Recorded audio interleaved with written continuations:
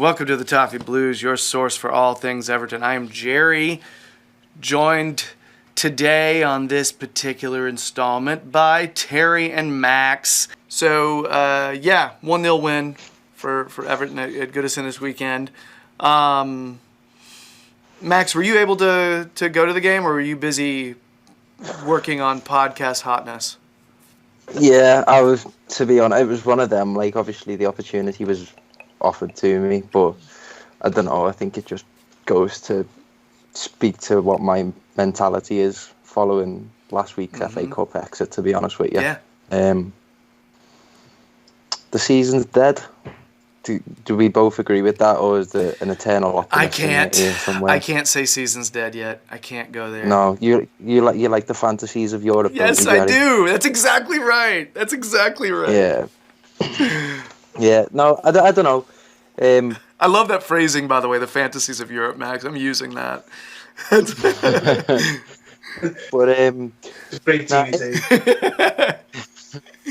if a scrappy 1-0 win was what it took to get the mentality of the players back on track after a very, very hoary week, to say the least, you know, from what happened to Finch Farm to Fabian Delph to, you know, so many different elements. Yeah. I was disappointed in the final result, to be honest. Like, if we're playing Brighton at home, I expect a good win, you know, particularly after the humiliation that we faced at Anfield. I was expecting, you know, a couple of more goals in our favour, but as I was saying, I'm not beggars can't exactly be choosers, and I think the strong players, you know, made their presence known. Richarlison and Bernard in particular. Yeah. I think hands down Richarlison, I think, was pretty much everybody's man of the match, with Bernard a close second. Very much. Both of them worked exceptionally hard. I know Richarlison scored twice against Brighton last season, so it's familiar to see him on the score sheet again with a tremendous turn and finish. And again, I hate to be looping back to what happened last Sunday, but when we exit from cup competitions and, you know, assets like Richarlison continue to increase their value through scoring goals and putting in good performances like that, I can't help but worry. I just can't. Of course, league positioning is important, because I think there's 2 million between each place in the Premier League. So obviously, the higher you finish, the better for you. And I think obviously that's where all our eggs have got to go into that basket. But still, if we're going to continue to go without silverware, I've got me fears about the likes of Richarlison and the other bright sparks that we've got. Yeah. Max, I didn't even have to prompt you. I was just going to say opening thoughts, and I think you did some. That's exactly what you gave right there. Some nice opening thoughts. Terry, how are you feeling about this? About performance and kind of a well-timed 3 points? Well, to be honest, you took the two standout players off me. Bernard was unbelievable, wasn't he?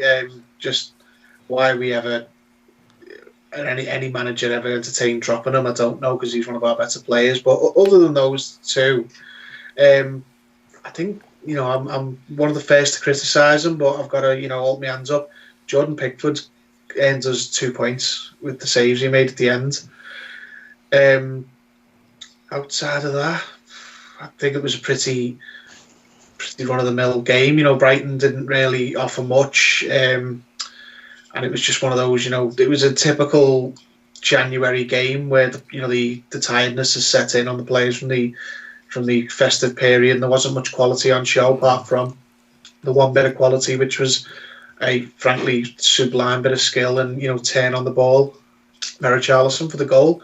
So I'm not blown away by the performance, but at the minute, considering, you know, we've got a new manager in place and, you know, squad that's a little bit topsy-turvy because we've got key injuries and, you know, the same position, I'll just take wins how they come at the minute and look to build on that. I mean, Max has said there he feels the season's over, and I definitely understand why, you know, he feels like that, you know, because the disappointment of going out the cups again. But I can't see the season as over when we're, you know, what is it, 6 points off sixth, the European places. Now we might four get off six, I think. 4 points. I think. We have 28 right now? We're Check close that to out, the Max, really European. quick, because I looked it up when I wrote that down earlier, because I was like, no way we're that close. It's Sheffield who's in 6th. Yeah, we got 28 points. Sheffield United got 32 Yeah, points. that's nuts. That's crazy to me. League's Well, been poor. yeah, it speaks to the league this year that it's been really inconsistent, that we've been pretty poor this season and we're still, that close. Now, I'm not saying, we'll get Europe, because everyone's, good for a run of games where they don't win. But the way I look at it is, you've got these other teams who are in massive flux, like, Man United, Arsenal. The gaps are wide open and Chelsea. They're better than those two, but they seem to be very hit and miss. Some games they're brilliant, some games they're poor. It's wide open for anyone. I think if we can get a little bit of consistency, we can look to finish in Europe, and that would just be incredible, considering the start of the season we've had. So it's not over for me. I'm disappointed to be out the cup, but for me that's gone now. The season carries on. The transfer window's open, and we're actually hitting a little bit of form under a brand new manager who is better than the majority of his peers in the league. So why not start for Europe? Yeah, and I've got to come in with the Mason Holgate Claxton when you were talking about key players. I thought he was, another very good, mature performance. I think he had the highest pass completion rate as well, something upwards of 92%, which is always nice to see. And I think all but one of his long balls were accurate. So it's nice to see him, particularly with some of the circus acts we've seen at centre half over the years. It's nice to see him step up and make his mark. Yeah, I think he's with the rotation that Ancelotti has been implementing over the winter. It's good. He's getting decent minutes, but it's also he's not having to play every single minute, which is cool. I think Carlos said he's probably going to rest Holgate next game. Oh. Well, he's played every minute of our last 15 games, Team? So it's nice.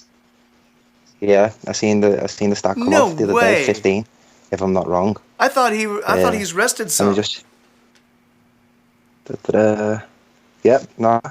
games. Holgate's played every minute of the last 15 games. Why do I feel like he's the only one not rotated? Well, he's been filling in all over the pitch. Centre mid. That's the one I was thinking of. Okay.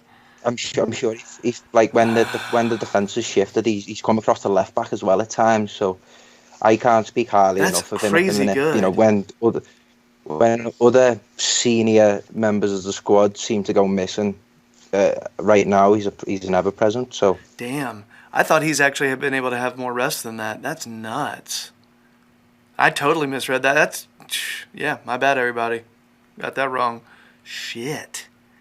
That's nuts. I knew he had not played every single minute at center back, but Jesus, he has, though. Carlo loves him. And apparently Duncan does too. That's awesome. Sorry, I almost need a moment of silence for that. All right. Anyway, so that's awesome. And I also, it does seem like Carlo likes Tom Davis as well, who I don't think has played. I don't think he played poorly on Saturday. I saw a stat on Twitter where they were talking about his forward passes, and he does concede a lot from being a little sloppy with those forward passes, but it's still pretty impressive, the fact that he's constantly trying to take chances and find people through. And the more, I do think he's going to keep getting better at that. And I will say, out of the three center midfielders that we have that are healthy right now, he's the one that we know is going to bust his ass every single game. You can never fault him for effort. So, anybody else here, guys? Anybody we felt played poorly, where we were thinking, you know what, they let us down a little bit. Maybe they were tired. Anything at all? I think Calvert-Lewin had one of his lesser games of the last couple of weeks. I don't think he played considerably poorly by any stretch. And I'm a huge fan of this partnership that seems to be emerging now that we play two up front between Richarlison and Calvert-Lewin. I did find, and I suppose we've not even touched on it, and it's a can of worms that I don't even want to open, but the VAR that game was a bit shambolic. The Calvert-Lewin's chalked off goal, which he was yellow carded for, the top of his shoulder. He's dived it. Whatever happened to telling your centre forward to be brave, be fearless, get stuck in when need be. He takes a boot to the face and ends up being yellow carded for handball. And the Walcott one was the worst of the bunch. But yeah, it was a bit. It's a circus. The Walcott one is the one they were really upset about that on TV, on the TV feed. Yeah. Yeah. Ridiculous, because if he goes down, then he might get it. But it's like, that's just like, so he's tried to stay on his feet and doesn't get the penalty he should have. It's ridiculous. But just on the Calvert-Lewin one, I agree. It's 100% that he not a goal. He has put it in with his arm, but you can see from the replay, which is what they've made the decision of, that he's attempting to get down to the ball with his shoulder, but he hasn't managed to do it. So I don't know why he's been booked for it. It's not an intentional handball. It's like I don't know. The rules just baffle me. Like, rule the goal out, fine. To handball, he's handballed it into the net. He hasn't intentionally handballed it. So by that logic, if it hits his arm and goes in off a cross, then he can be yellow carded. Like, it's clear from the replay. It's not an intentional handball. He's trying to hit it in with his shoulder, but he just can't. He just doesn't make it. So he's been booked for a non-deliberate offence. Yeah. Yeah. Okay. I don't know. It's sort of that kind of stuff. I'm getting to the point. It's really bad when I'm just kind of like, well, that's the way it works for us. You know what I mean? Just to immediately just jump to that sucks. Yeah, I mean, this one, it's a scrappy win. I was telling Bennett on our way to his game, I was kind of like, good teams find ways to win games like this, even if the other team makes a strong push near the end. Good teams winners figure out ways to win and get the 3 points, and don't give up a late draw or loss, and that is nice. Yeah. I will say that's probably the thing that my biggest positive was the fact that they held on.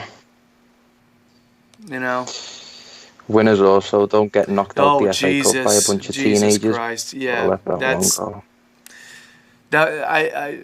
I'm trying not to get sick, Max. Yeah. So at this point, I'm looking for any kind of positive, though. I'm good with the win. But I know where Max is coming from, because Max very early in the season was like, I want silverware this year. Very early, that's the one thing Max said, I want silverware this year, and it's not happening. So that's why I do get the extreme pessimism. I think it's earned. I think it's like one defeat in the last 7 league games. That's something, I suppose. Considering the teams we played in there, beat Chelsea, drew with Arsenal and Man United, beat Burnley, beat Newcastle, lost to City, and then beat Brighton. So that's actual consistency, which is, what's that? Yeah. What's consistency? Yeah.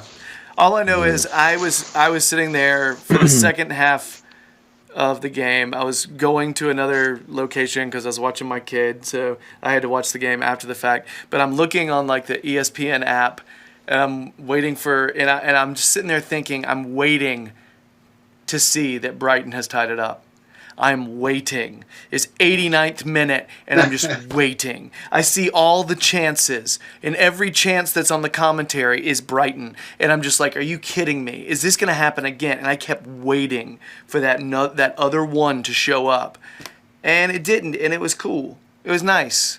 It was nice to feel like, oh, they didn't poop the bed. This is great. That's a good thing. So, not the greatest performance in the world, but from what I saw, I felt like they deserved to win. I feel like they deserved to win. So, that's not that ever matters. That rarely ever matters. But the fact that we deserved to win and they held on, put those two together, could have been a worse Saturday. So, anyway, we done here? Anything else on this? Anything else we need to talk about besides, I don't know, we love Carlo so far? I thought Matt Ryan played well, Brighton's goalie. I'd watched him quite a bit throughout his career, particularly at Valencia and Bruges, and I thought what he did, every save by a goalkeeper made that weekend. I was literally going to say that. Yeah. The 5 on Australia. It's nice to see modern day footballers with a bit of moral conscience about them, isn't it? So, I mean, is he from Australia? He's Australian, yeah. Very cool. Yeah, class. All right. Well, I think that's it for Brighton Extra Time. Note to self: Mason Holgate plays every second. But I do think I think Carlo did say he's going to rest him next game. So we'll see. 15 straight though. Holy God. Okay, that's good. That's awesome. He needed the minutes. So that's it for Brighton Extra Time. Stay tuned. We're going to go into talk about Carlo's tactics in our next segment. If you've been digging the videos, please subscribe to the Toffee Blues YouTube channel. We'd really appreciate it. If you want more Max, check the Carlisle podcast. That's a new thing for anybody who is interested in a career in football or has a career in football, wants to just curious about careers in football. Check that out. It's a lot of Max interviewing folks. All right, so who know what they're talking about. So check that out. Additionally, just check out his Twitter. You can see all the other stuff that he's doing at the moment. If you want more Terry, check his Twitter feed. He'll tell you when and where he's going to be on places like the Liverpool Echo fan jury. That's about all we got. And if you're ever in need of a hug, just shoot him a DM. Slide into his DMs. He can accommodate you. I think that's it. Let's move on and talk about something else. Much love, everybody. Bye.